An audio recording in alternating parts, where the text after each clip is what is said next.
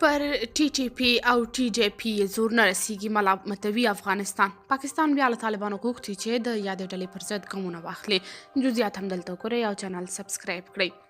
په سر کې خو د پرونۍ پیښې تازه جزئیات دا دي چې د تحریک جهاد پاکستان ویان ملا قاسم په یو تازه اعلامیه کې ویلي چې د ډیری اسماعیل خان پر پوځي مرکز لومړی استشهادي او ورپسې د مجاهدینو برید کې 80 پاکستاني ځواکونه وژل شوي دي.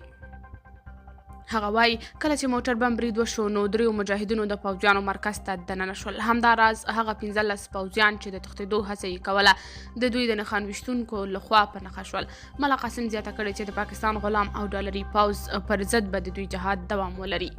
بلخوا د پاکستان د بهرنیو چارو وزارت وايي اسلام آباد کې د طالبان د حکومت شارز دافیر احضار کړی او د ډیری اسماعیل خان درابند سیمه کې د پاکستان پر امنیتي ځواکونو د ترهګریز برید په اړه سخت احتجاج کړی دی.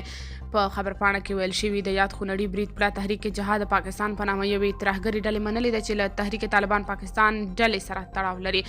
په اعلامیه کې ویل شوي د افغان دولت شارز دافیر ته یې ویلي چې خپل موقت حکومت ته د پاکستان دغه لاندې غوښتنې سملاسي ورسوي. د ننني برید پلټنه وکړي او د عاملانو پر وړاندې یې ټینګ ګام واخلي او دا برید په لوړه کچه وغندي.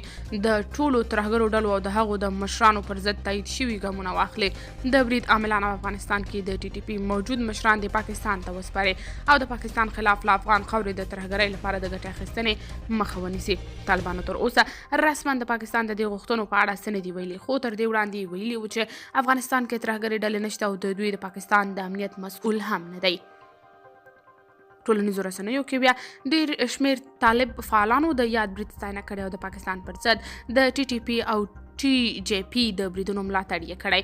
تاسو په دې اړه څه نظر لرئ؟ کمنټ کې شریک، ویډیو لایک او چینل سبسکرایب کړئ.